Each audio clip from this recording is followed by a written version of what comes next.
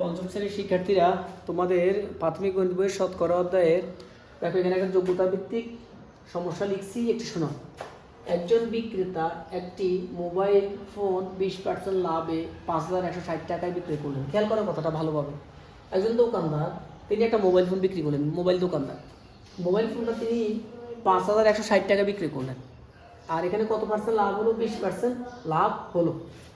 আমাদের প্রথম কাজটা হবে যে ফোনটির ক্রয় মূল্য কত, ফোনটির ক্রয় মূল্য কত।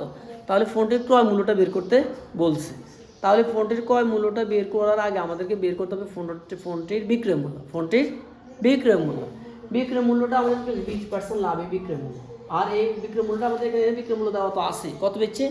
5,160 টাকা। তাহলে বিক্রয় মূল্য দেওয়া আছে, ক্রয় মূল্য দেওয়া নাই। তাহলে আমরা কি লিখতে পারি? আমরা লিখতে পারি যে প্রথমে আমরা এটা লিখবো 20 কত পার্সেন্ট লাভ করছে? 20% লাভে কি করলো? বিক্রয় মূল্য। এখন তোমরা বলো 20% লাভে বিক্রয় মূল্য কত হবে? হ্যাঁ, 20% লাভ বলতে যে কোনো একটা জিনিস 100 যোগ 20 টাকা নয়, মানে প্রতি 100 টাকার জিনিস 120 টাকা বিক্রি হচ্ছে নাকি? হ্যাঁ, 20% লাভে বিক্রয় মূল্য মানে কি? প্রতি 100 টাকা যে জিনিসটি সেটা বেচছে বিক্রি করছে 120 টাকা। তাহলে বিক্রয় মূল্য 120 টাকা হলে এখানে ক্রয়, এটা হলো 100 টাকা হলো ক্রয় মূল্য, আর এই 20 টাকা হলো লাভ। ক্রয় মূল্য যোগ লাভ সমান সমান বিক্রয় মূল্য। তাহলে বিক্রয় মূল্য 120 টাকা হলে ক্রয় মূল্য 100 টাকা। আমাদেরকে তো ক্রয় মূল্য বের করতে বলছে, তাহলে ক্রয় মূল্য আসবে এই পাশে আর বিক্রয় মূল্য আসবে এই পাশে। তখন আমরা কি লিখতে পারি? বিক্রয় মূল্য, একটু খেয়াল করো, আমরা এটা লিখতে পারি না? বিক্রয় মূল্য 120 টাকা হলে ক্রয় মূল্য কত তোমরা বলো? বিক্রয় মূল্য 120 টাকা হলে ক্রয় মূল্য 100 টাকা। ক্রয় মূল্য 100 টাকা। আচ্ছা, এখন আসো, বিক্রয় মূল্য যদি 1 টাকা হয়, ক্রয় মূল্য কি হবে? কম হবে। কম হলে 100 যাবে উপরে, 120 যাবে নিচে। আর আমাদের এখানে বিক্রি করছে কত তোমরা বলো? বিক্রয় মূল্য কত বলছে? মোবাইল ফোনটা 5,160 টাকা নাকি? তাহলে আমরা এই কাজটা একটু দেখি সবাই। আগেরগুলো তো ঠিকই থাকবে, শুধু 5,160 টাকা উপরে যাবে আর 120 আসবে নিচে।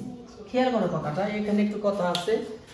বিক্রয় মূল্য 120 টাকা হলে ক্রয় মূল্য 100 টাকা।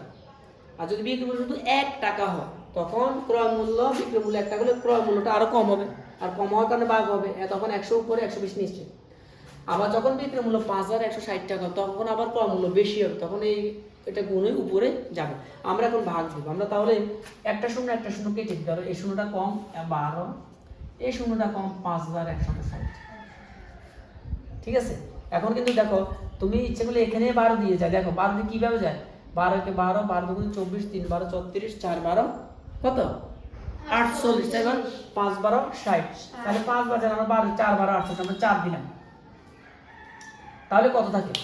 49, 50, 51, 3 থাকে। 3 এটা যদি এই পাশে 36, তাহলে 3 12 36, আর এই শূন্যটা উপরে লিখে দিলাম। শেষ শেষ।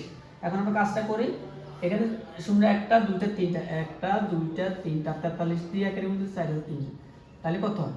শূন্য, হ্যাঁ শূন্য 1টা। আচ্ছা, আমরা তো এখানে এই শূন্যটা কম, সরি এই শূন্যটা আমরা এইটা, তাহলে একটা শূন্য কম হবে। আমরা আগে লিখছি 4,300 টাকা।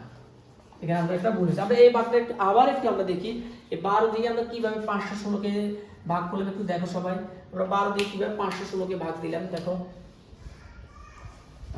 এই দেখো, আমরা 4 12 48, 4 12 48, 11 থেকে 8 দিলে 3 থাকে, হাতে 4 একে 5 না মিলে 3 12 36। তাহলে হচ্ছে 43 দিয়ে আমরা 43 লিখছি, ঠিক আছে 43। হ্যাঁ, এবার আসলে আমরা ঘরটা আমরা এই পাশে করার চেষ্টা করি। ঘরটাতে কি বলছে একটু দেখো। 15% লাভে পণ্যটির বিক্রয় মূল্য কত? 15% লাভে পণ্যটির বিক্রয় মূল্য। এখন আবার কি বলছে, মানে 15% লাভে পণ্যটির বিক্রয় মূল্য কত হবে? আচ্ছা, 15% লাভে পণ্যটির বিক্রয় মূল্য কি বেশি হবে না কম হবে? তোমরাই বলো। বেশি হবে। ফোনটি কিনছে কত টাকা? 4,300 টাকা দিয়ে। তাহলে সে প্রথমে একবার কিন্তু 20% লাভ করছে, 20% লাভ করে 5,160 টাকা বিক্রি করছে। এখন বলছে না 20% লাভ করবো। আমি যদি 15% লাভ করতাম, তাহলে এটা আমি কত টাকা বিক্রয় করতাম? তাহলে তো আমরা এখানে এই পাশে লিখতে পারি, যেমন এই যে খ নাম্বার দিয়ে আমরা এখানে খ দিলাম 15% লাভে আমরা আবার আগের মতো এই বিক্রয় মূল্য। তাহলে 15% লাভে বিক্রয় মূল্য, ক্রয় মূল্য যদি 100 হয়, সেখানে লাভ হবে 15 টাকা, সমান সমান হবে 115 টাকা। ঠিক না? এখন আমাদের কি মূল্য বাই করতে বলছে, বিক্রয় মূল্য না ক্রয় মূল্য? দেখো কি মূল্য বার করতে বলছে, আগের বার বার করছি আমরা ক্রয় মূল্য, এবার বের করবো আমরা বিক্রয় মূল্য। তাহলে আমরা বিক্রয় মূল্য এদিকে আসবে, ক্রয় মূল্য এদিকে আসবে। তাহলে ক্রয় মূল্য 100 টাকা হলে বিক্রয় মূল্য 115 টাকা। ক্রয় মূল্য 115 টাকা, ক্রয় মূল্য 100 টাকা হলে বিক্রয় মূল্য কত? বিক্রয় মূল্য লিখতে পারি আমরা 115 টাকা। 115 টাকা। খেয়াল করার কথা কি লিখছি আমরা, ক্রয় মূল্য 100 টাকা হলে বিক্রয় মূল্য 115 টাকা। তারপর আমরা এদিকে কি লিখতে পারি, এখন আমরা লিখতে পারি ক্রয় মূল্য 1 টাকা হলে 115 যাবে উপরে আর 100 যাবে নিচে। এখন আমাদের ক্রয় মূল্য কত, মোবাইলটা কত দিয়ে কিনছি আমরা, কত থেকে বেশি, এটা 4300 টাকা, যে 4300 টাকা হলে কত হবে, তখন আমরা 115 কে উপরে লিখবো আর 4300 কে আমরা উপরে লিখলাম আর 100 কে আমরা নিচে লিখবো। এখন এই ভাগটা একটু দেখো, এই যে ভাগটা হলো দুটো শূন্য শেষ, তাহলে 43। এখন তুমি 43 দিয়ে 115 কে গুণ দাও, এখান দিয়ে দাও 3 5 15 5 আর থাকে কত 1, 3 একে 3, 3 একে 4, 3 একে 3, 4 5 20 শূন্য থাকে কত 2, 4 একে 4, 4 2 6, 4 একে 4, 5 4 9 4, 4945, 4945 টাকা। তাহলে দেখা গেল আমাদের এই অঙ্কটা কি হবে, যদি আমরা 15% লাভ করি তাহলে আমাদের মোবাইলটার বিক্রয় মূল্য হবে 4945 টাকা। ঠিক আছে।